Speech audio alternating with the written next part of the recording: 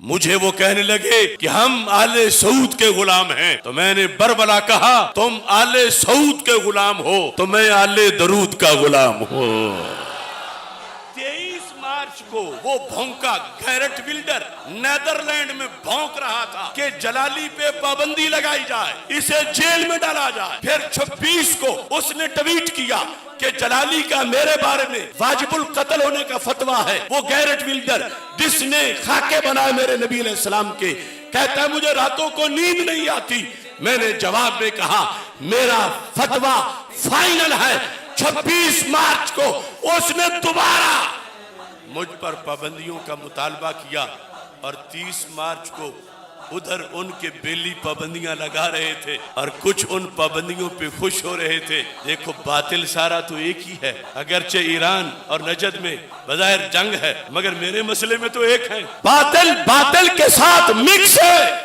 Garrett welder اور نجد اور قوم آپس میں ایک ہیں۔ اللہ فرماتا ہے لا تتخذوا اليهود والنصارى اولیاء، کہ یہود و نصارہ کو دوست نہ بناؤ۔ تم کس منہ سے ان سے دوستی کر رہے ہو؟ وہ کرونا جو انٹرنیشنل ایجنڈا تھا، سازش تھی، جس میں تاریخ میں پہلی مرتبہ آ کر انہوں نے حرم شریف کو بند کیا۔ پوری دنیا میں اس وقت اس بندہ ناچیز کی اکیلی آواز گونجی تھی، اور میں نے یہ کہا تھا کہ یہ فراڈ ہے، یہ اسلام کے خلاف سازش ہے، مت بند کرو حرمین شریف کو، حرم کو بند کرنے کا ظلم نہ کرو۔ انہوں نے حج بند کیا، ہم نے آواز اللہ کے فضل سے بلند کی۔ آج وہ 35 سال کی میری جد و جہد، جس کے ایک ایک خطبے میں نے ان کی ان غلط کاریوں کو جو من شر قد اقترب والی ساری چیزیں سامنے تھیں، اللہ کا فضل ہے میں نے کھول کے بیان کیا، اور اس کے نتیجے میں آج مجھ پہ انہوں نے پابندیاں لگائیں۔ میرا جرم انہوں نے یہ بتایا کہ تم آل سعود کے خلاف تقریریں کرتے ہو۔ میرا جو آخری سفر تھا 2019 کے، اس وقت سے یہ مجھ پہ پابندیاں لگائے ہوئے ہیں۔ میری عجم سے اٹھنے والی آواز ان کے ایوانوں میں اللہ کے فضل سے اس نے زلزلہ طاری کیا، اور میں ان کی پابندی کو جوتے کی نوک پہ رکھتا ہوں۔ اصل بات میں نے اس خط میں بھی لکھی، انگلش، عربی اور اردو میں ہم نے ان تک پہنچایا تھا کہ یہ حرمین شریفین میں بیٹھ کر ہمارے عقیدے والے لوگوں کو معاذ اللہ مشرک کہتے ہیں، اور اس کی دلیلیں اپنی گھڑی ہوئی ہیں انہوں نے۔ اب یہ جو کچھ وہ بکواس کرتے ہیں کرتے رہے، لیکن میرا مطالبہ ہے آج کہ جب ان کا مذہب یہ ہے ہمارے بارے میں کہ جو الصلاۃ والسلام علیکہ یا رسول اللہ صلی اللہ علیہ وسلم پڑھتا ہے، ان کے نزدیک جب وہ مشرک ہے تو پھر یہ مشرک کو ویزا کیوں دیتے ہیں؟ حج کا ویزا ہو یا عمرے کا ویزا ہو، اس کے لیے شرط لگائیں۔ اگر ان کے اعصاب میں جان ہے تو اپنے ویزے کی شرط میں لکھیں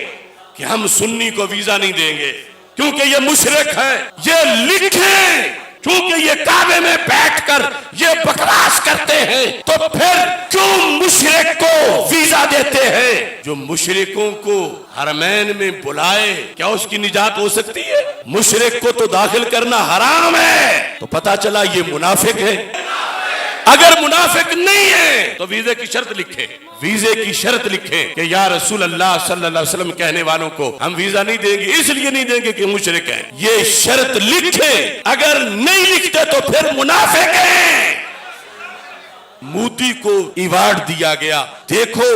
سرزمین مقدس پہ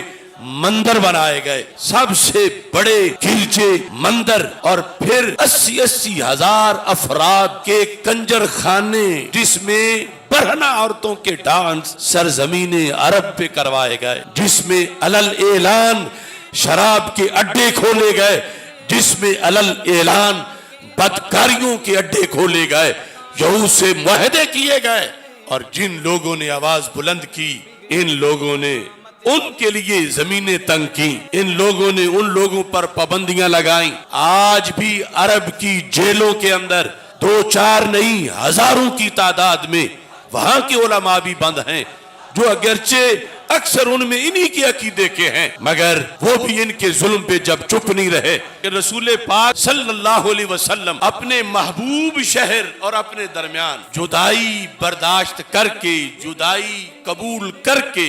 امت کو یہ سبق دے دیا کہ نظریے کے لیے جو قربانیاں دینی پڑتی ہیں، امت یہ سبق سیکھ لے کہ کبھی ایسا وقت بھی آ جاتا ہے تو اس وقت یہ جائز نہیں کہ کہو چلو میں معافی مانگ لیتا ہوں، سچا نظریہ چھوڑ دیتا ہوں یا نظریے سے پیچھے ہٹ جاتا ہوں۔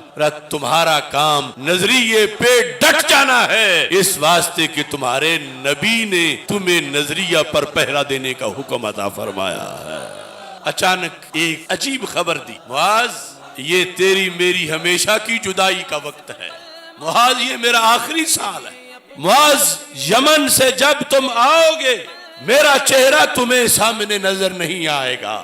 زارو قطار آواز سے رو پڑے حضرت معاذ رضی اللہ تعالی عنہ، لیکن مشن قیمتی تھا تو پھر مشن کے لیے چل پڑے، ورنہ کہتے محبوب میں تو یہاں سے جاؤں گا ہی نہیں، جب معاذ پلٹ کے آئے گا میں ظاہری حیات میں اسے نظر نہیں آؤں گا۔ اس وقت ہمارے آقا صلی اللہ علیہ وسلم نے ان لوگوں کو بھی پیغام دیا، معاذ سن لو، ان اول الناس بی المتقون من کانو حیث کانو، جو ہو جہاں ہو، چھوٹا ہو بڑا ہو، عربی ہو اجمی ہو، عالم ہو جاہل ہو، جہاں ہو، مدینہ منورہ میں ہو یا گوجرانوالہ میں ہو، مدینہ منورہ میں ہو یا لاہور میں ہو، وہ پہلی صدی کا ہو یا 15ویں صدی کا ہو، ان اول الناس بی المتقون من کانو حیث کانو، اے معاذ جس کو بھی تقوی کی دولت نصیب ہے وہ جہاں بھی ہے میرے قریب ہے۔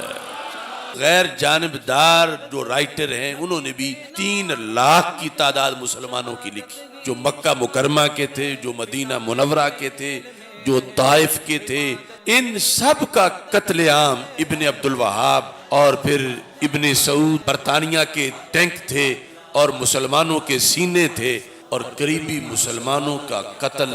واجب قرار دے گا، اور اس کا سبب یہ بتائے گا کہ یہ مسلمان نہیں رہے بلکہ مشرک ہو گئے، یعنی مسلمانوں کو مشرک قرار دے کر وہ مسلمانوں پہ حملہ آور ہو جائے گا۔ رسول پاک صلی اللہ علیہ وسلم نے صحابہ کو فرمایا مجھے اس بندے کا بڑا امت پہ خطرہ ہے کہ جس کو مشرک کہا جا رہا ہے، تو ان میں سے حقیقت میں خراب کون ہوگا؟ تو ہمارے آقا صلی اللہ علیہ وسلم نے 3 بار فرمایا بلر رامی بلر رامی بلر رامی، اس وقت کا مسلمان مشرک نہیں ہوگا، وہ جو فتویٰ لگانے والا ہے وہ مجرم ہوگا۔ یہ حدیث شریف تفسیر ابن کثیر میں موجود ہے، اور اس کے علاوہ 8-9 اس کے ماخذ ہیں۔